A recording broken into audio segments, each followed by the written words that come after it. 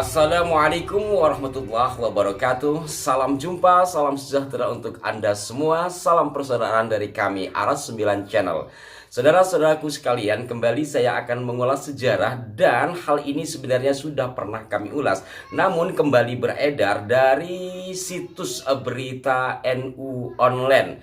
Karena mendengar NU Online inilah kemudian cukup ramai diperbincangkan di salah satu grup WhatsApp yang di dalamnya ada saya, sebuah grup diskusi di mana diinformasikan terkait dengan peran seorang Habib menjelang kemerdekaan Republik Indonesia dalam sebuah artikel yang ditulis di NU Online pada 5 Juni 2023. Jadi masih terbilang baru, yakni masih di tahun ini, dengan judul Habib Ali bin Abdurrahman Al-Habsyi, Sang Ulama Penuntut Ilmu.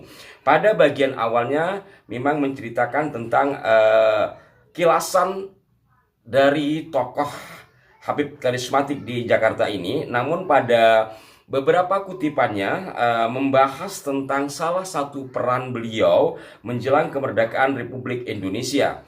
Di sini saya akan bacakan. Berdasarkan informasi dari Ketua Umum Rabithah Alawiyah Habib Zain bin Umar Sumit, Presiden Soekarno sebelum memproklamasikan kemerdekaan Indonesia terlebih dahulu menemui Habib Ali Kuitang untuk meminta pendapat mengenai tanggal dan waktu yang tepat untuk membacakan proklamasi. Setelah Habib Ali Kuitang bermunajat kepada Allah Subhanahu wa Ta'ala, beliau menyarankan agar proklamasi dibacakan pada 17 Agustus 1945 dan bertepatan pada 9 Ramadan 1364 Hijriah. Mendengar informasi ini, mungkin sebagian Anda yang sudah menonton video kami insya Allah akan teringat beberapa tayangan kami terkait dengan hal ini. Yakni dari awal-awal kalan ini dibuat, kami sudah mengupas hal itu cukup rinci dengan mengambil dari sejumlah sumber, diantaranya dari buku Lahirnya Republik Indonesia yang ditulis oleh Bapak Mr. Ahmad Subarjo sebagai pelaku sejarahnya. Dan beberapa bulan lalu juga sempat kami ulas karena muncul lagi berita hal tersebut. Baik itu yang disampaikan oleh seseorang yang beredar videonya dan cukup ramai dengan mengatakan bahwa Bung Karno naik sepeda rally subuh-subuh saudah sahur, mungkin Anda ingat. Kemudian juga yang disampaikan oleh Bahar bin Smith dan beberapa hal lainnya. Ada juga yang mengatakan bahwa penentuan 17 Agustus itu bukan oleh Habib Al-Habsyi tapi juga oleh Hadratus Syekh Hasyim Asy'ari, dan ini juga sudah pernah kami ulas beberapa bulan lalu ya. Silakan nanti Anda bisa melihat kembali untuk lebih rincinya. Nah, saya akan ulas kembali terkait hal ini karena lagi-lagi membawa nama NU Online, sehingga dalam grup diskusi itu ada yang mengatakan yang cukup pedas lah terkait dengan sahabat-sahabat kami di NU Online gitu. Saya nggak tahu sekarang pemretnya siapa karena sudah lama nggak ke lantai 5 gedung PBNU ya. Tapi setidaknya dari video ini kami memberikan catatan, mudah-mudahan ini bisa sampai ke sahabat-sahabat di NU Online agar lebih berhati-hatilah di dalam menginformasikan sebuah berita, walaupun kalau di sini disampaikan secara umum, tidak spesifik pada malam 17 Agustusnya ya. Hanya saja apakah benar peristiwa ini terjadi. Misalkan bahwa Habib Ali Kuitang memiliki peran yang sangat penting menjelang kemerdekaan Indonesia. Baik proklamator Bung Karno dan Bung Hatta menjadikan beliau sebagai penasehat, tempat meminta petuah dan doa dalam perjuangan menuju kemerdekaan. Ini bahasanya kan masih bersifat umum, masih nakirah. Kami tidak bisa mengiyakan atau mentidakkan. Hanya saja kalau melihat dari biografi Bung Hatta ini ya, yang ditulis oleh Pak Deliarnor, biografi politik, saya tidak temukan Bung Hatta menjadikan Habib Ali Kuitang sebagai penasehatnya. Atau mungkin juga di Penyambung Lidah Rakyat, buku Bung Karno. Tetapi bisa saja itu terjadi tanpa ditulis. Namun kalau berkaitan dengan 17 Agustus 1945 sebagai hari proklamasi kemerdekaan bangsa Indonesia, itu atas petunjuk Habib Ali Kuitang, tentu itu sangat tidak mungkin. Karena apa? Seperti yang awal sekali kami bahas, secara runtutan peristiwa mulai dari dibentuknya BPUPKI, PPKI sampai Bung Karno masuk di bulan Agustus 1945, yakni tanggal 9, Bung Karno sudah tidak ada di Jakarta. Beliau ada di Dalat untuk menemui petinggi Jepang di sana berkaitan dengan kemerdekaan, rencana kemerdekaan bangsa Indonesia yang pada saat itu ditemani oleh Bung Hatta, Dr. Rajiman dan dokter pribadi Bung Karno, yakni Dr. Raden Soeharto. Ini sudah pernah kami ulas, silahkan Anda nanti bisa melacaknya kembali. Spesifiknya adalah bahwa penentuan tanggal 17 Agustus sebagai hari kemerdekaan atau proklamasi kemerdekaan bangsa Indonesia itu terjadi karena ada ketidaksepahaman antara kaum muda dengan kaum tua. Kaum muda ini diantaranya ada Wikana, ada Soekarni dan yang lainnya. Kaum tua ada Bung Karno, Ahmad Subarjo, kemudian Bung Hatta dan yang lainnya. Ketika kaum muda ini mendengar bahwa Jepang sudah kalah tanpa syarat, maka mereka segera meminta Bung Karno untuk memproklamasikan kemerdekaannya bangsa Indonesia. Bahkan tanggal 14 nyampe ke Jakarta dari Dalat, Bung Karno sudah dicari sama kaum muda. Tanggal 15 Agustus 1945, mulai dari pagi sampai malam mereka terjadi perdebatan bagaimana bisa mendesak Bung Karno dan Bung Hatta untuk segera memproklamasikan kemerdekaan. Itu semua diantaranya tertera dalam buku lahirnya Republik Indonesia yang ditulis oleh Pak Ahmad Subarjo. Ini rinci sekali karena beliau pelaku sejarahnya dan yang mengikuti diskusi-diskusi dengan kaum muda yang patriotik dan ingin segera merdeka. Atau mungkin Anda bisa baca di buku ini ya, BPUPKI, PPKI. Ini sering saya tampilkan buku ini. Di sini juga dijelaskan. Walaupun tentu buku ini mengutip dari sejumlah sumber. Kalau ini adalah dari pelaku sejarahnya. Atau bisa juga dari buku Bu Fatmawati. Saya kasih contoh dari dua pelaku peristiwa atau penyaksi peristiwanya lah. Tanggal 15 Agustus, kaum muda mendesak Bung Karno setelah mereka melakukan rapat. Kemudian 15 malam, puncaknya lah gitu, di dua buku ini diceritakan. Karena Pak Ahmad Subarjo hadir di rumah Bung Karno dalam diskusi dengan kaum muda, sementara Bu Fatma adalah tuan rumah yang menyimak pembicaraan mereka. Bahwa kaum muda menghendaki hari ini juga bong merdeka.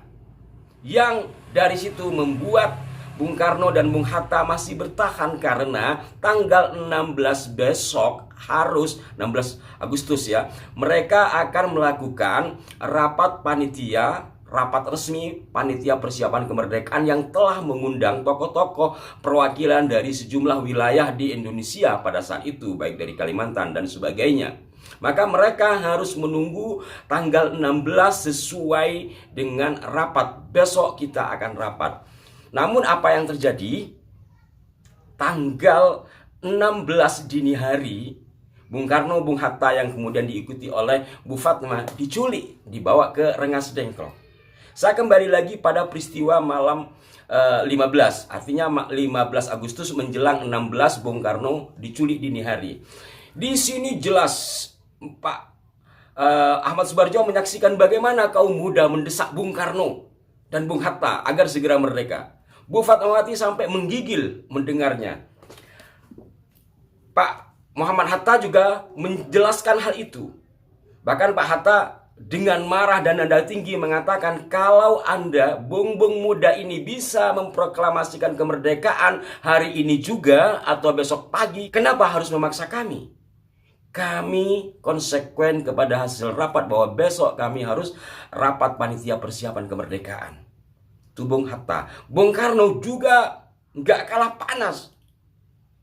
Bung Karno sampai memberikan lehernya, silakan tembak saya, dan sebagainya. Suasana panas pada malam hari itu. Simpulannya adalah, seandainya benar ada pesan, entah itu dari Habib Ali atau dari siapa, tanggal 17 harus merdeka, kan bisa mengatakan, adik-adikku sekalian, kita harus merdeka, tetapi sesuai dengan petunjuk-petunjuk ini, tanggal 17 kita akan proklamasi. Faktanya tidak kan?